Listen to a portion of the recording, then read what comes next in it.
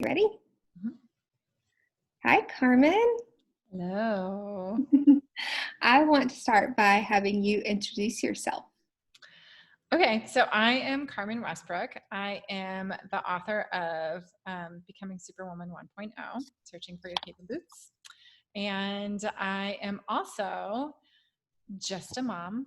I live right now in Rome, Italy. I do leadership development as well. And I raise three amazing, wonderful human beings with my fabulous husband and my little fluffy dog.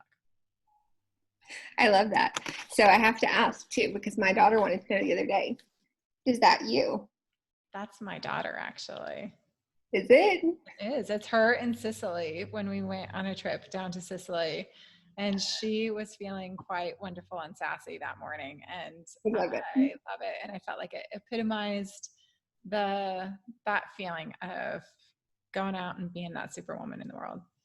That's so funny because I totally told her it was you. I was like, yeah, it is. Totally Carmen. Love that. Well, thank you for introducing yourself. My name is Lacey. I'm the owner of Lacey & Co. Consulting.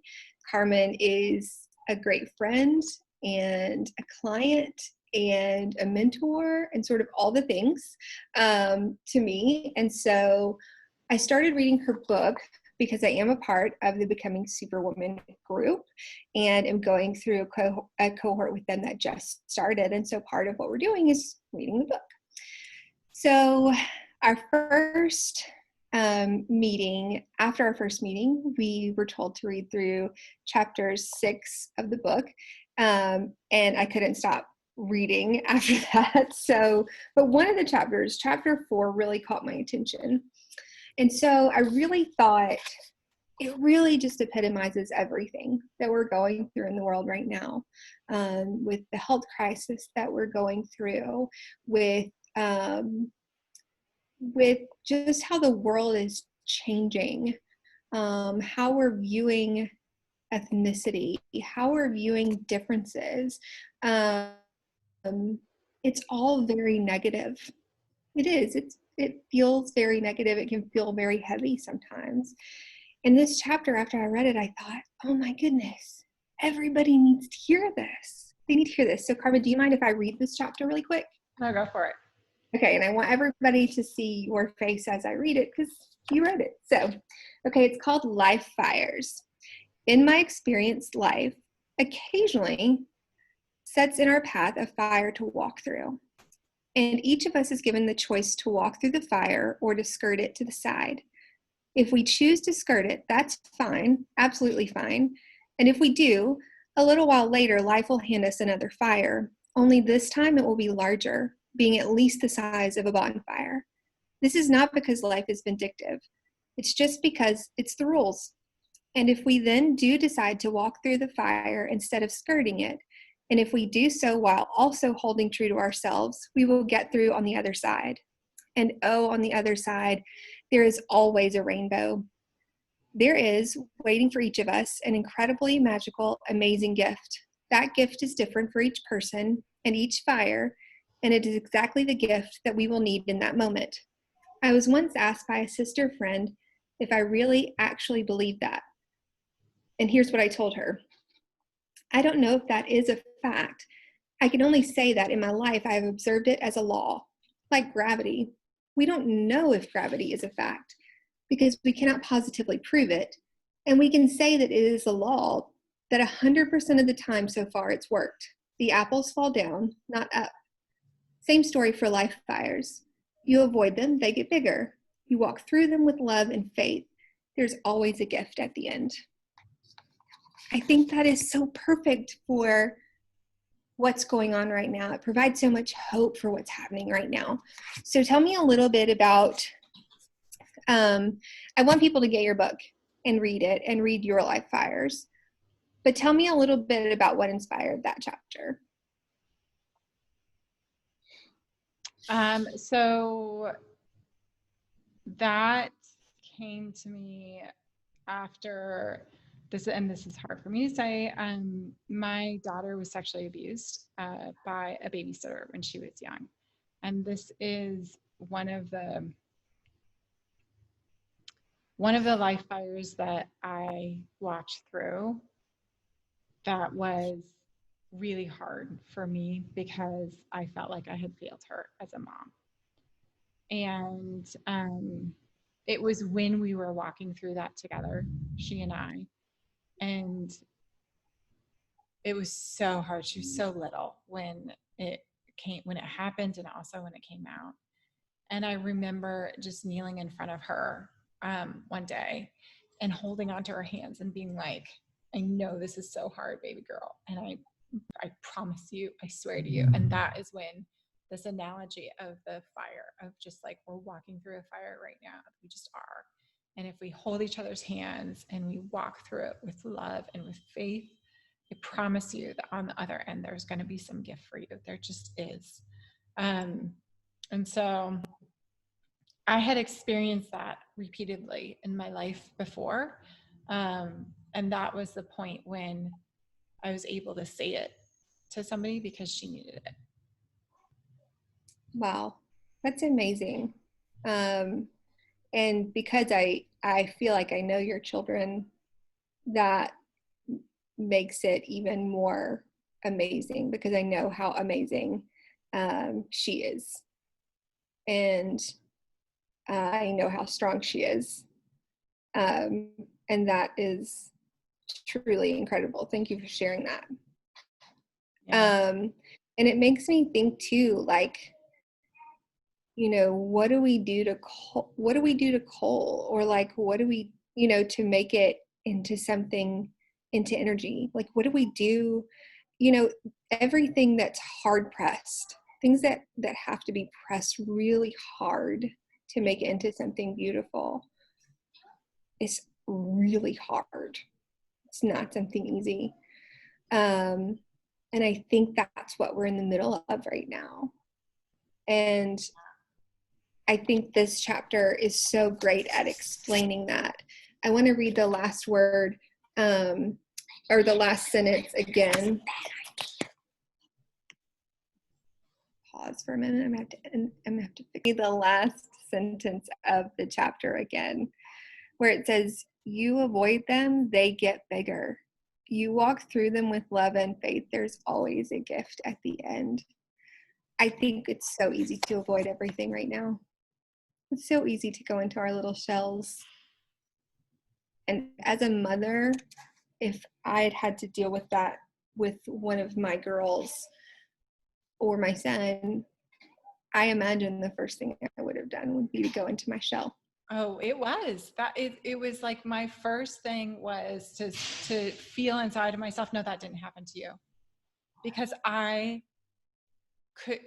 did not want to accept that it had, and that I had failed so much as a mom. And I know intellectually, I mean, I can be told until the kingdom comes that that's not the way it was. And let me tell you, it still feels like that. Like it still feels like that on the inside of me. And I didn't want to have to face that. And I think that that is a place that I think that a lot of times we look at these fires that life hands us and feel that we failed somehow.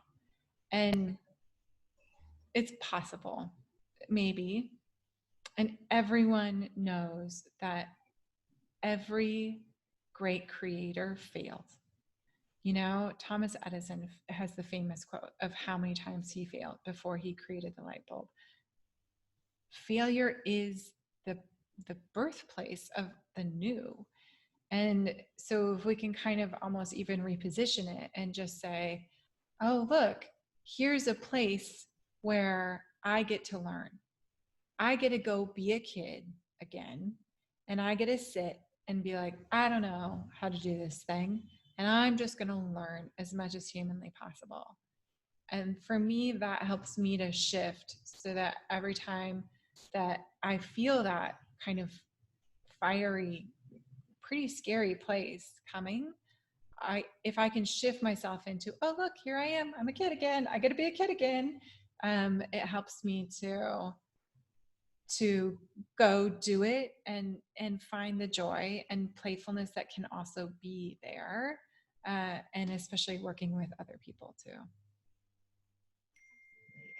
We talked about this, I guess last week, but there's so many emotions right now. People are angry, and that's okay. And people are sad, and that's okay. Um, Talk a little bit about that, how we can use that. So, emotional intelligence is like one of the most sought after skills right now. And part of that is because we have spent around since World War One, not going to our emotions, not going to that place. Partially because that was such a hugely traumatic experience for the whole, like pretty much the whole world, that we just shut it off, because that's a pretty normal reaction in response to that.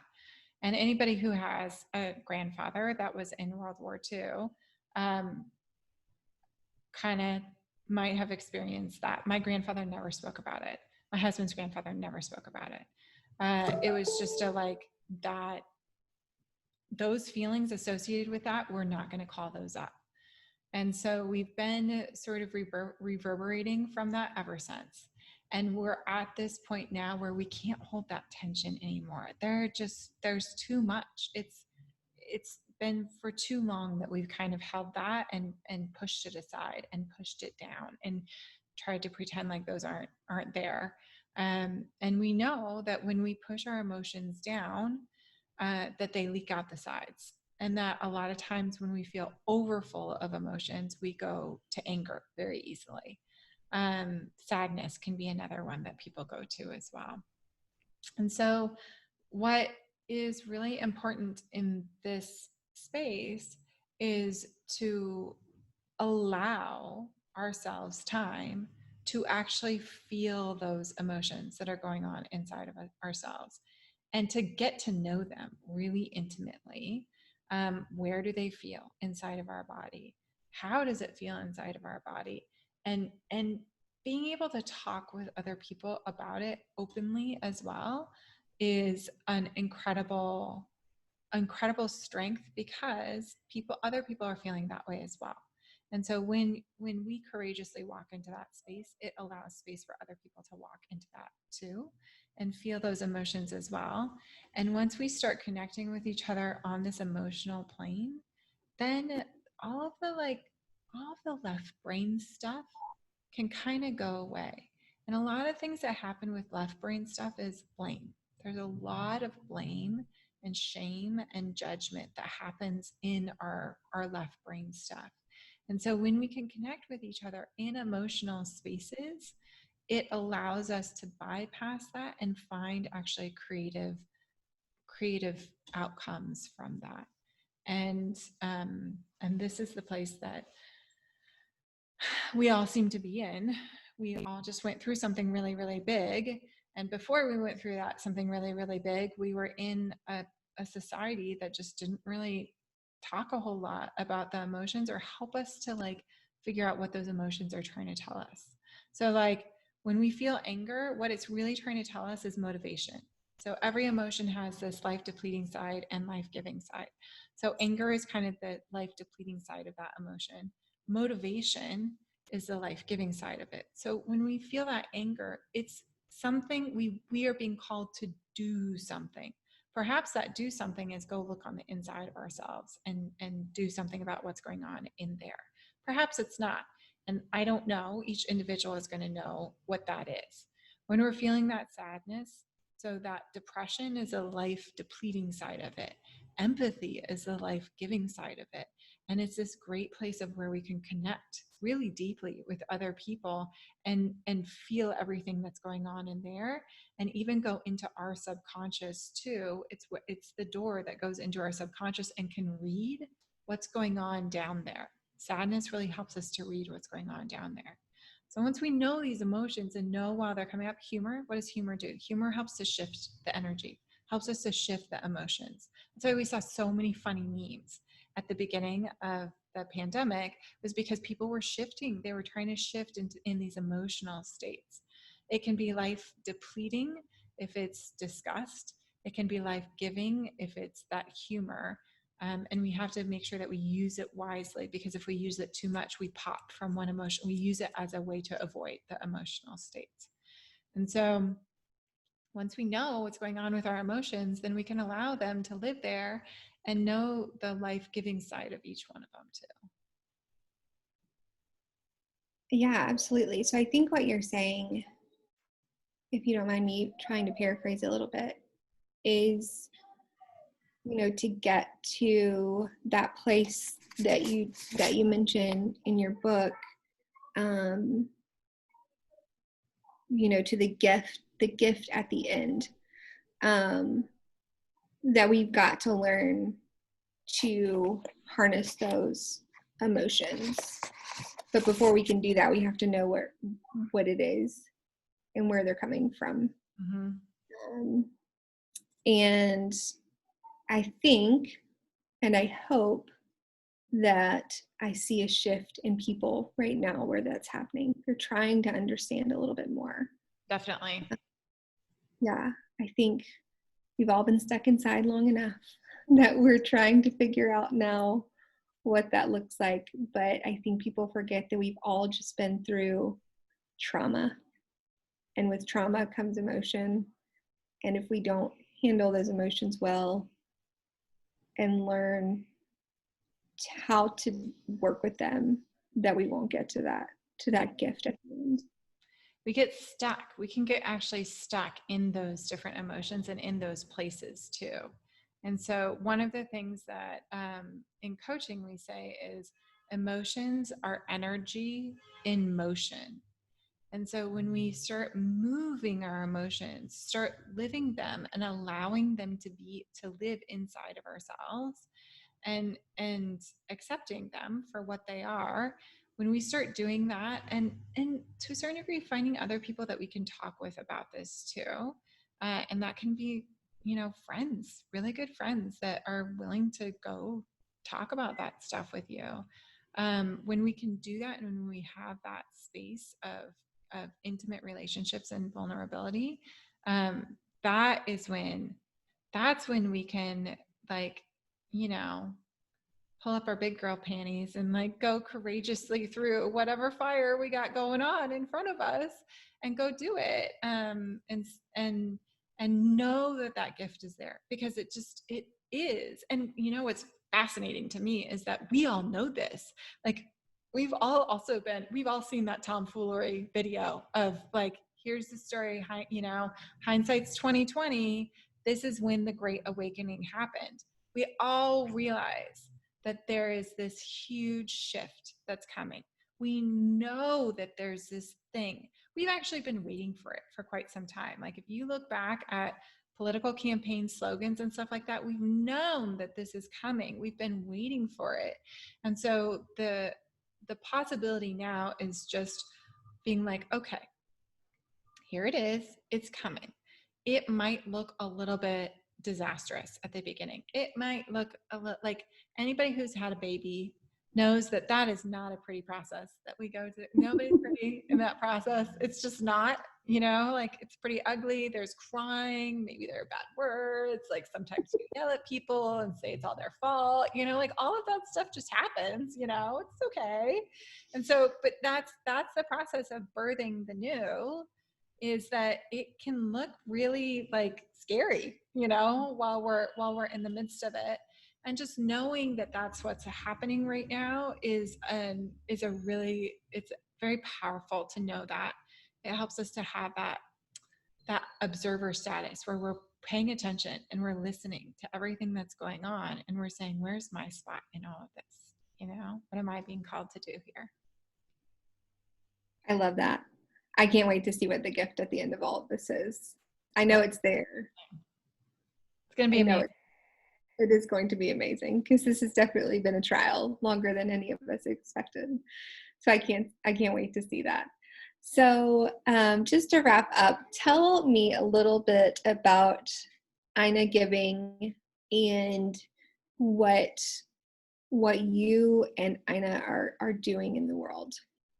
So, Ina Giving is a leadership development company. We started out doing it. It's always had the mission of getting um, really just like those quote unquote regular people to be involved in the leadership of the world. And we work really hard to bring lots of groups together. We do leadership development for what we call vulnerable populations in different areas around the world. And we also do leadership development for governments and for corporations. And we're just this fall opening up some of our leadership development programs to individuals that want to experience this and gain these leadership skills themselves. And that is a place that I am really excited about what we're growing into there, because we're taking these people who are, the highest leadership developers around the world, really highly trained people, and we're taking that curriculum that we've developed to give to the really kind of top level sort of leaders. That's what we would call them in the world, the decision makers in the world. And we're crafting it to meet people where they are and to give it to every single individual, because for me, the individuals are the ones that actually change the world, and giving them the powerful skill sets and tools to do so is how we get through that fire in a more cohesive way and find a bigger gift even at the end. Yeah, I love that. So just take a second to explain the new campaign that we have coming up, #JustAMom. Yeah, so the leadership development stuff that we're opening up in September is very much focused on moms, because from our work with leaders around the world, we have realized that this mother leader style is something that's very, very much needed right now. That it's what's called for. We've even seen it in like reconciliation councils in Rwanda. We've seen it in a lot of different areas around the world, that this mother leadership style is something that is really being called forth. And in our work with moms as individual clients around the world as well, what we hear over and over and over again is these amazing leaders who are the stay-at-home moms and the homeschooling moms and the people that are quote unquote just a mom. And we hear this over and over again, that the designation of how we describe ourselves. And me too, definitely me too. We say, oh, I'm just a mom. I'm just a mom. And we forget that we create life. And there are very few other job descriptions that actually do that. And so, we're pretty good at some of these things. We know a little bit about some of this stuff.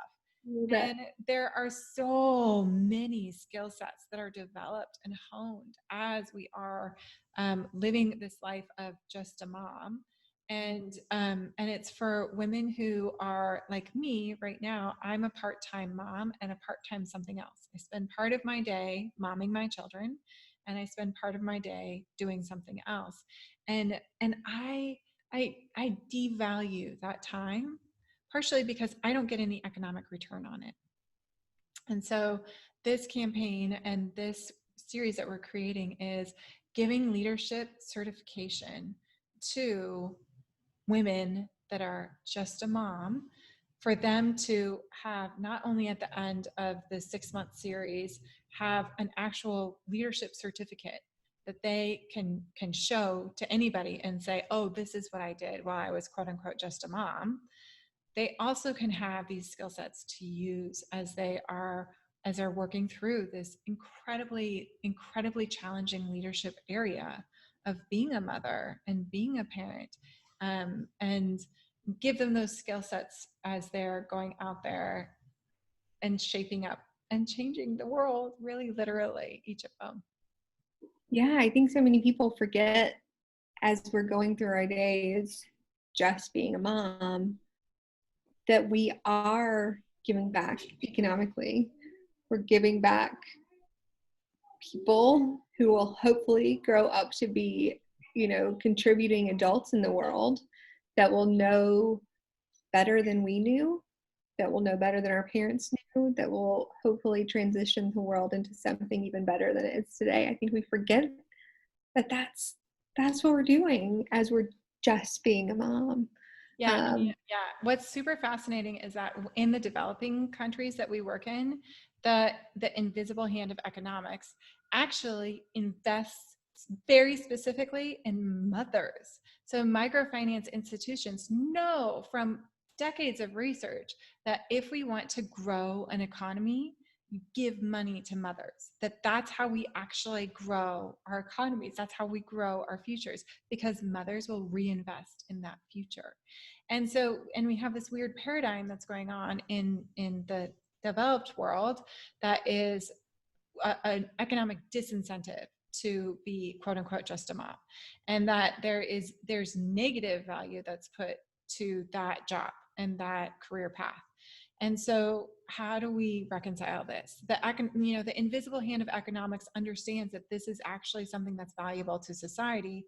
We're doing this weird economic thing in parts of our society where we're not kind of allowing for that to happen and that to flourish. So how do we do that? How do we create those spaces for that money to flow into the hands of mothers, even as they are being quote unquote just a mom? I love that. I can't wait to see how that campaign thrives, from the women that you're working with in Kenya to here, in the States, to Italy, and so far beyond. I can't wait. Me too. Thank you for your book and for being so open and vulnerable with your life, and for doing so many amazing things around the world. You're making a huge, huge impact, further than you will ever probably know. Oh, thank you. You're such a gift to me. You are. You know this, so thank you. I just am so grateful to be able to just get a glimpse into all the things that you do. So I appreciate it. So go buy Carmen's book, Becoming Superwoman 1.0. The fact that it's 1.0 makes me hopeful that maybe one day there will be a 2.0 as well. So, right? You don't have anything. Fine. Well, thank you guys. It's been nice sharing this with you, and I hope you will go buy Carmen's book. Really, you can get it on Amazon, and I know that you'll be just as immensely blessed by it as I have been. So thank you, Carmen, for everything. Thank you. I'll see you soon.